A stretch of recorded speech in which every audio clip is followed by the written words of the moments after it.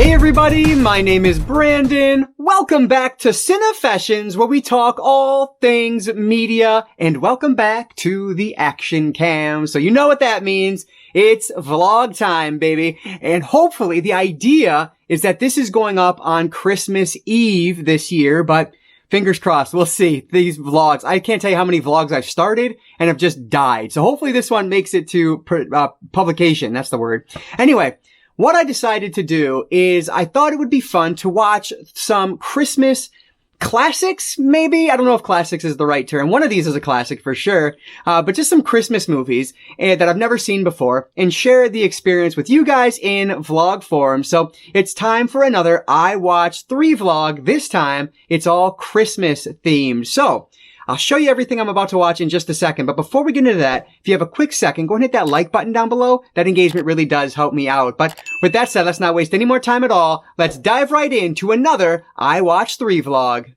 Alright, so I just got done filming another video right there. A whole TV series and movie haul. You guys, that should have been up on the channel weeks ago by this point. But anyway, there are 3 movies that I decided to pull from my physical media collection for this vlog. And one of them is thanks to John over at PlatX2. He literally posted a video. Well, I watched it today. I guess I don't know when it went live, maybe a day or two ago. And it was all of the editions he owned of It's a Wonderful Life. And that got me thinking, you know what? I picked this movie up, I guess it was 2 years ago. And with everything going on last year, I just was not in much of a mood to watch something like this. But here we are a year removed from all that. So I figured, yeah, let's watch this. It is time to finally see this classic that I've never seen before.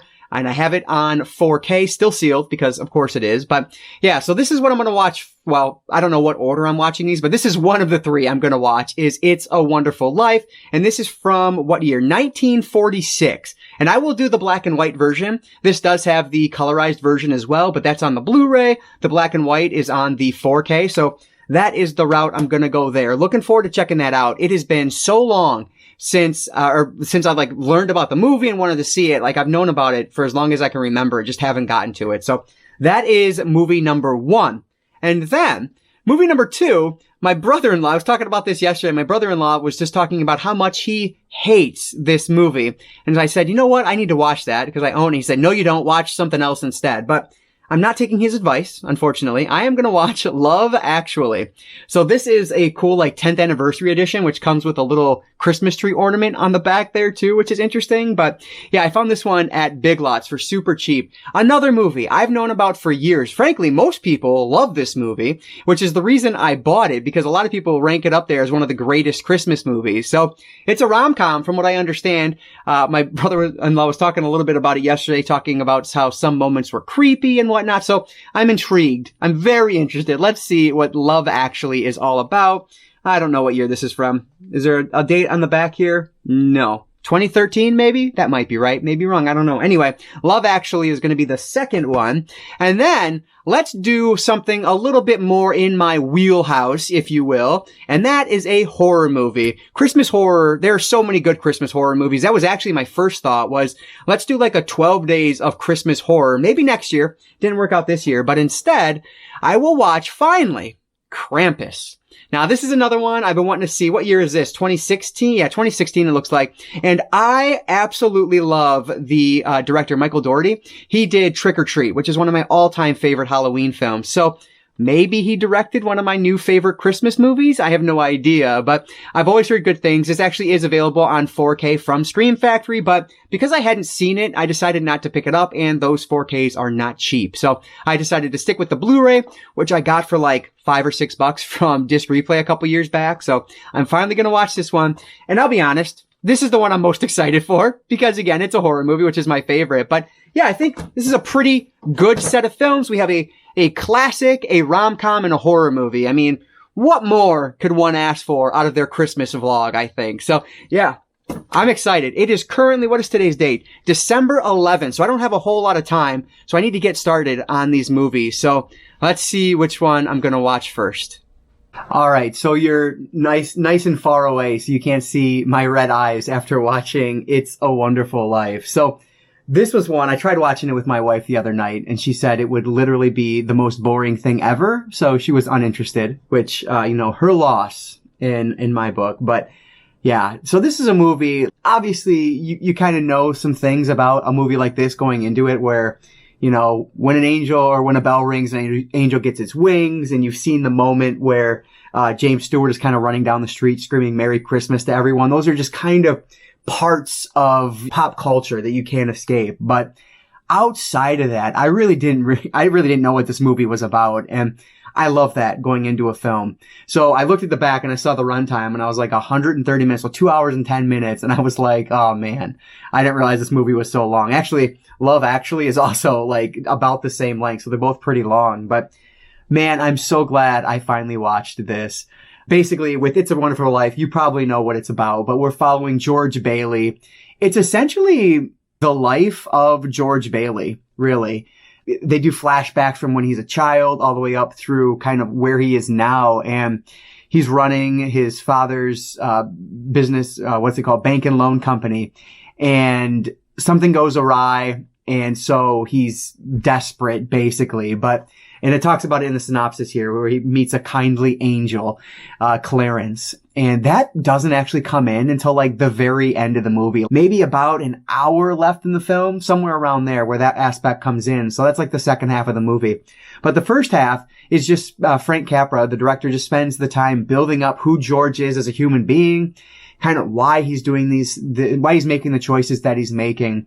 And that sets up to really make the second half of the movie land even better.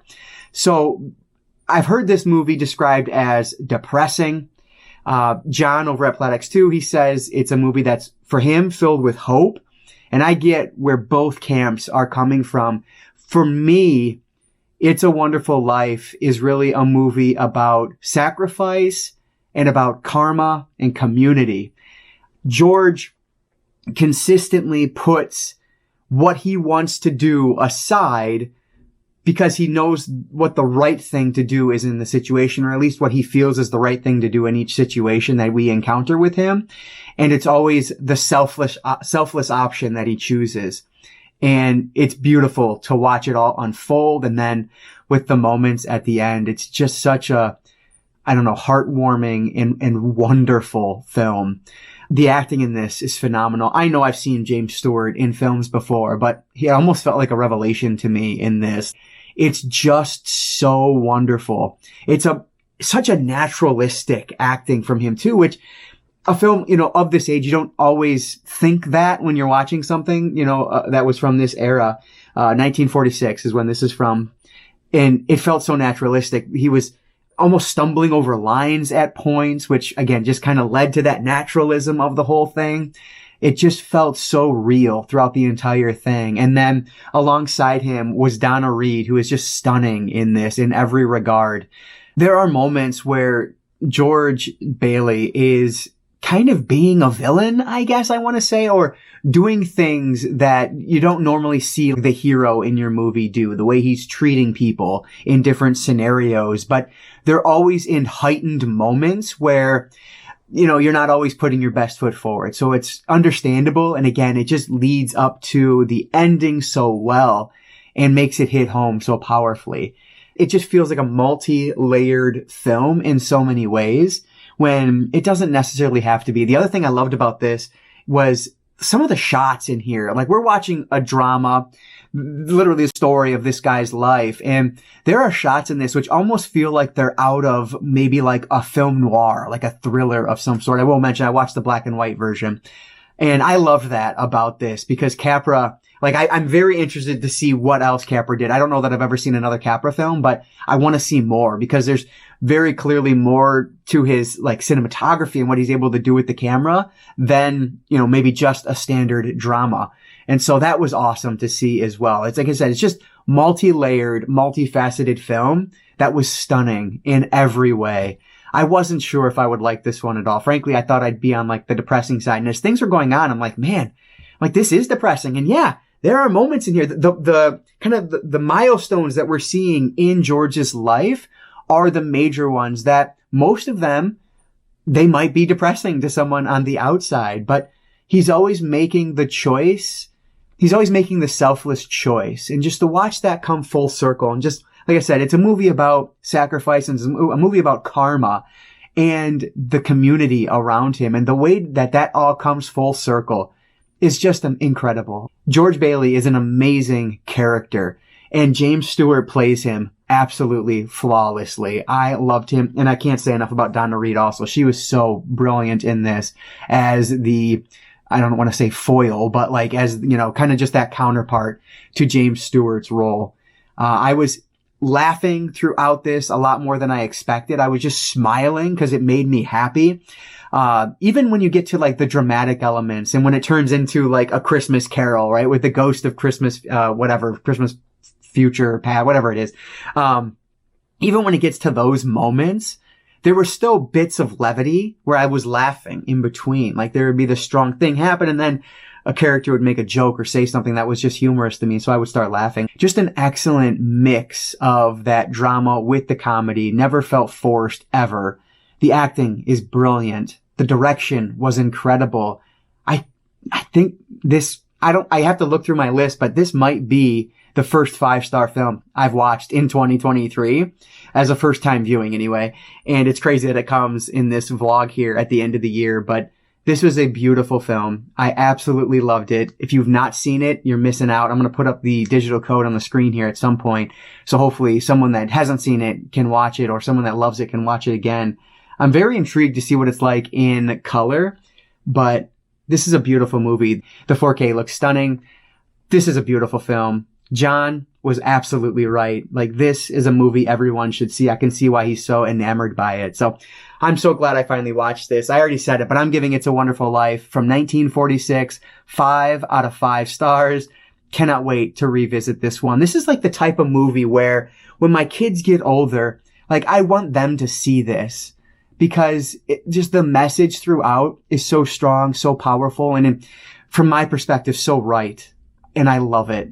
I was bawling by the end of it, as one should be, you know, but yeah. So now I just have a rom-com and a horror movie. So I feel like I've watched the best first, but hopefully I'll enjoy the other two for what they are. So let's jump over to whatever the next one is going to be. So I'm terrible, and I always, like, I never think about the fact that I'm filming a vlog, so I didn't film anything last night while I was out and about, but I did end up stopping at Best Buy and Disc Replay while I had to get some groceries from some other places.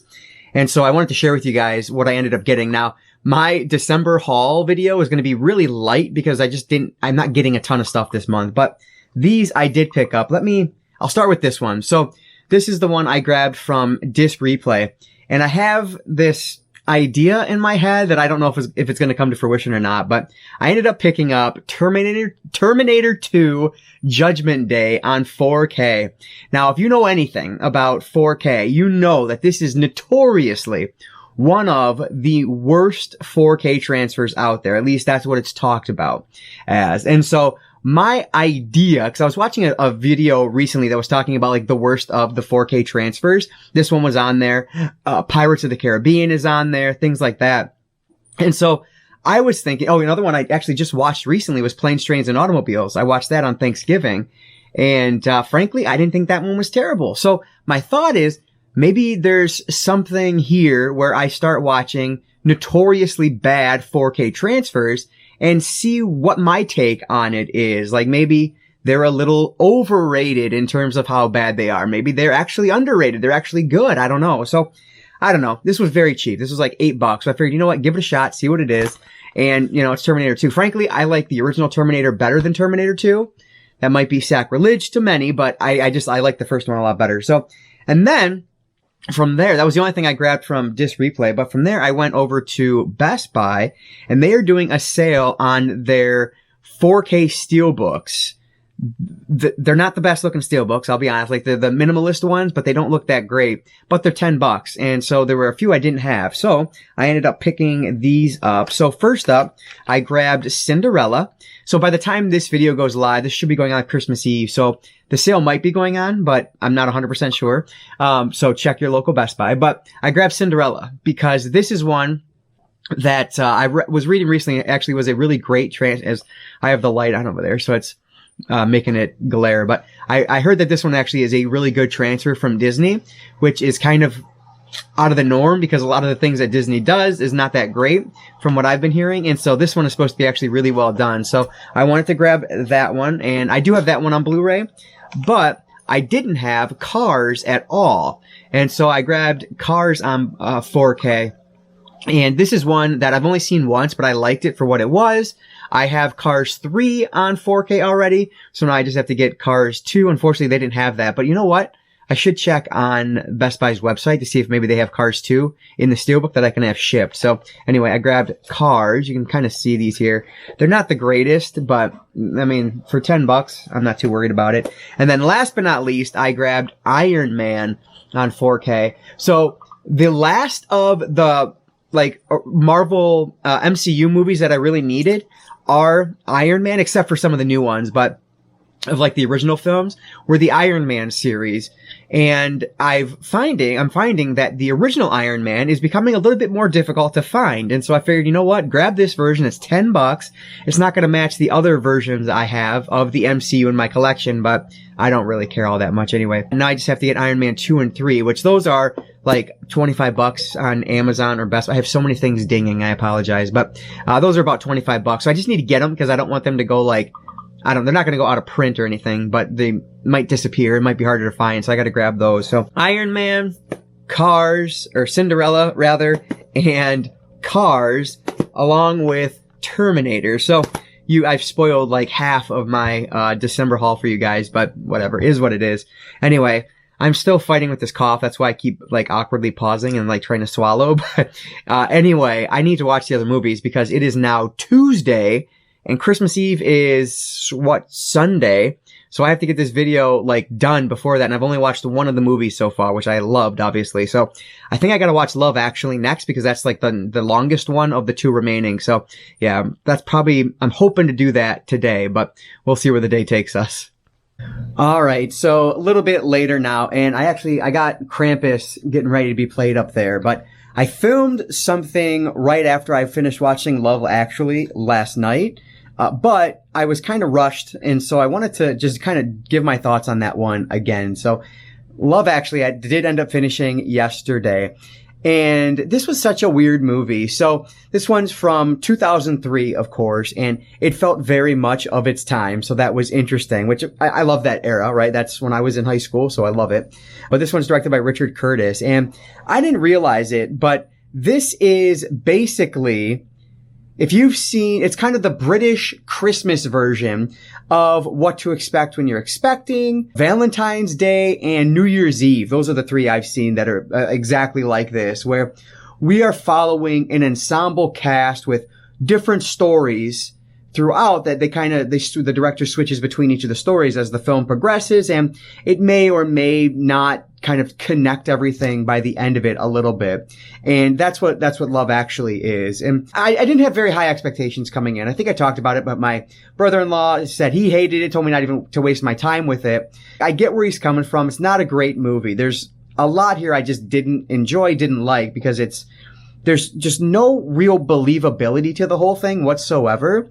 We get, from my count, I want to say it was 6 or 7 different stories that are being told within this 2-hour runtime.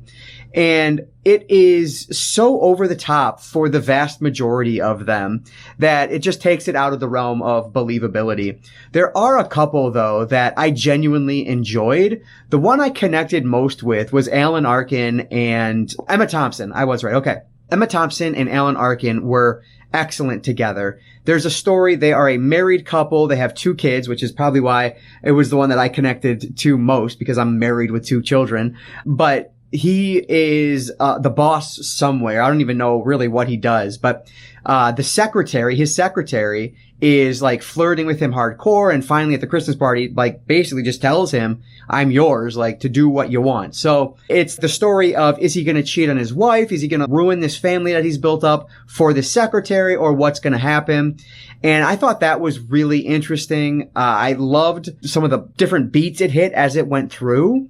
But that said, by the time we got to the end of it, it felt very inconclusive. And so that was disappointing. Like, I wanted to know what was going to happen. Like, give me something with that. So that was disappointing.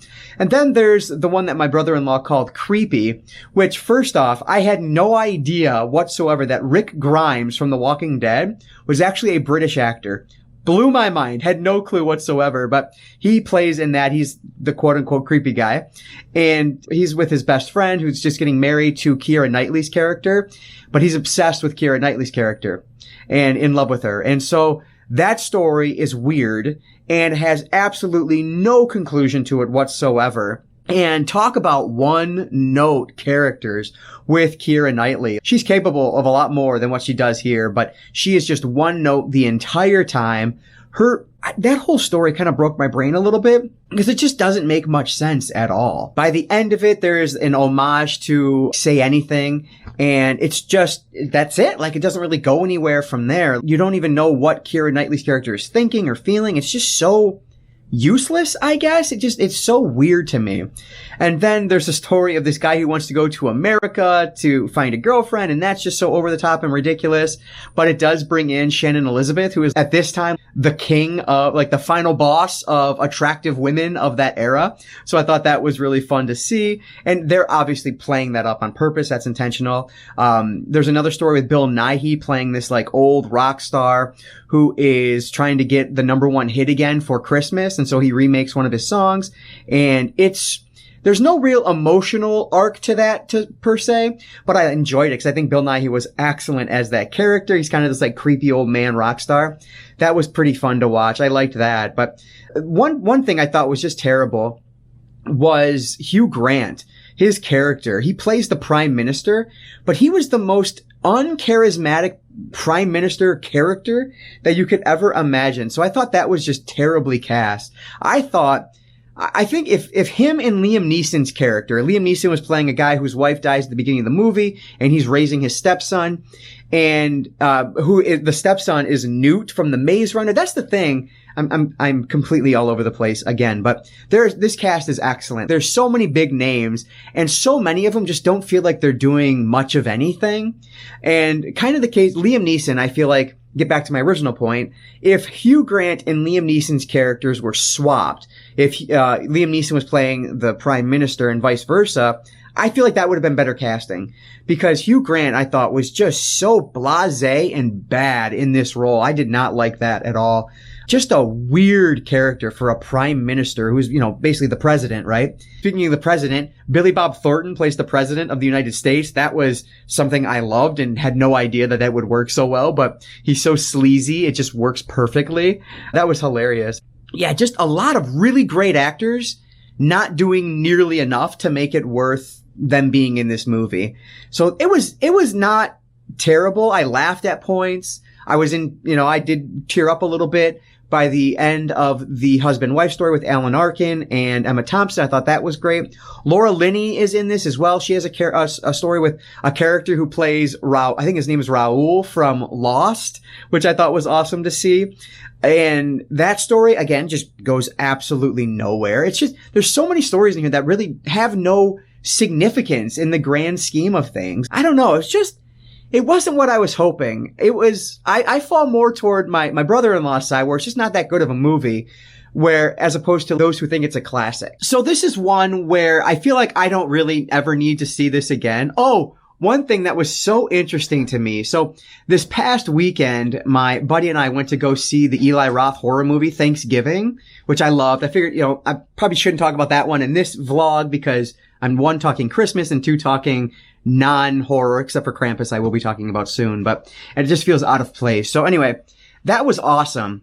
But what I thought was interesting is in this 2003 rom-com, there's nudity, right? You get quite a bit with this set of characters. In Thanksgiving, a horror film that's harkening back to the crazy slasher days, none at all. I think that's so fascinating just to kind of see where we are in Hollywood from 2003 compared to now, 20 years later. It's just so interesting to me. Has no meaning, has no merit. It's just kind of interesting that with this, there is that, but with, a new horror film, you just don't really get it anymore. So I thought that was kind of interesting. But yeah, anyway, I don't know. I didn't love this one. I didn't hate it. Maybe I liked it a little bit more than I'm leading on. I don't know, but I'm going to give Love Actually from 2003. I'm going to give this one 3 out of 5 stars. And I just don't see a need to revisit this in the future. But anyway, with that said, I am going to start on Krampus now. So I should be checking in just a few minutes. Well, for you, it'll be instant. That's the magic of editing. So let's get to it. There are a few things more disappointing than when you see a package on your porch and it's not for you, but for someone else in the house. That's super disappointing every time. Anyway, I hope you guys are ready for the dumbest angle, the dumbest shot in all of my vlogs here. But yeah, so I'm taking a lunch break right now in order to run up to the Dollar Tree to grab some wrapping paper. So I figured, you know what? Let's, I don't know if you'll, hi again. I don't even know if you'll be able to hear me with the heat going, but I'm not turning it off because it's really cold. But I figured I would just ramble for a minute and give you guys some just like thoughts that were running through my head. So I've actually just put in notice at my work a couple days ago. So I'm starting a new job in the new year, which is good, scary, always, you know, scary, frankly, but exciting.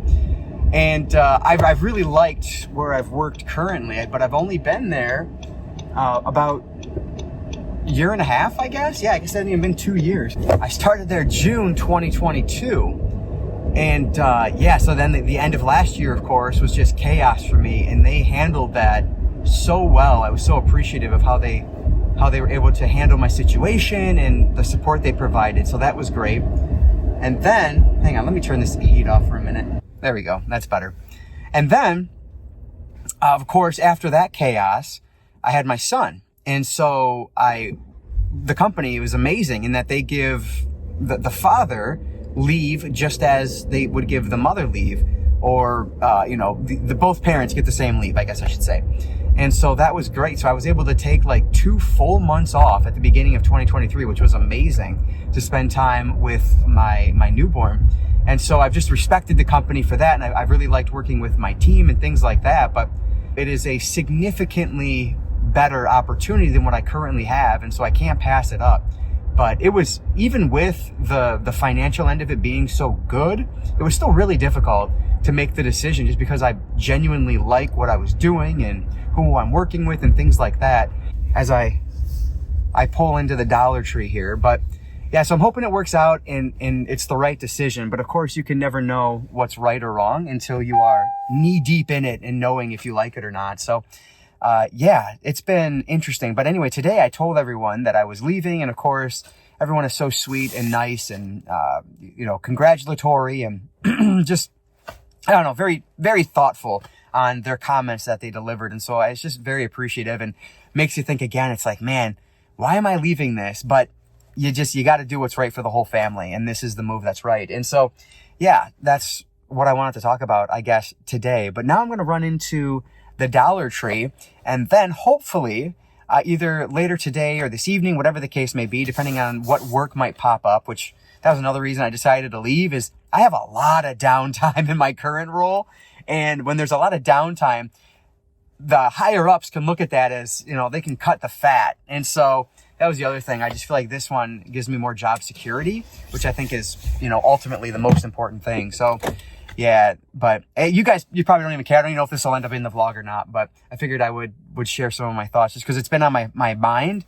And so I wanted to share it with you guys, but I'm rambling now for literally no reason. So I'm going to leave it there. So I will see you guys in just a few seconds. All right. So shockingly, I'm going to finish a vlog ahead of schedule. I'm going to have like 3 days to edit this thing. But before we get to my thoughts on Krampus, I wanted to show you guys, I did some updating in my Criterion collection section. So I want to show you that real quick. Of course, my furnace is turning on right now, so the sound quality is going to be garbage. But anyway, right here, if you remember, this used to be my wrestling section. I actually moved that beyond all of this into like a corner area in the back. And so I was able to move this stuff over, which were on this shelf. My Criterion collection has been growing so much, I needed 2 shelves for it. So you can see up top here, this is just a book stop or a whatever, something to stop them.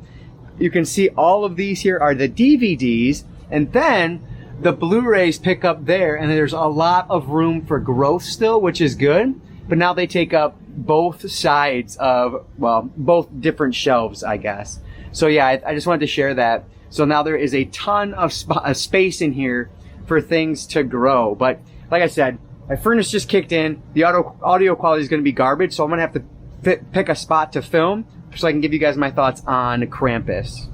All right, so you're back in the most boring of filming locations because it's where I always film, but if at least the sound's not going to be good, at least the lighting will be a little bit better here. And you're at some kind of like weird angle anyway, so it's all awkward, but I do have you up, so you're not going to be shaking. So, I mean, that's a plus. Anyway, let's talk Krampus. So, I forget what year this was, and I was just looking it up. 2015, there it is. So, I forgot coming into this, at least like today, that this is directed by Michael Dougherty, who did Trick or Treat, one of my all-time favorite Halloween movies. And because of that, I always wanted to watch this, but it's taken all this time to finally get around to it. I'm glad I finally have watched this one. So I ended up watching the theatrical cut, the Blu-ray, as you see here. I will mention that there is the Naughty Cut, I believe is what it's called, that Scream Factory released on 4K last year, I think it was. From what I was reading, that adds about 4.5 minutes to the runtime, but most of what's added there is available here in the bonus features on the deleted and extended scenes. So after I watched the movie, I did watch those deleted scenes, and frankly, not that much added to the movie at all. And so I don't think that's a 4K I need to run out and get anytime soon. If I find it cheap, sure, I'll pick it up, but I'm not rushing. But anyway, so Krampus, we are following this family. They are getting ready for Christmas. The in-laws are coming to visit, and they're awful. Like, they don't get along very well, but it's family, so you do what you do.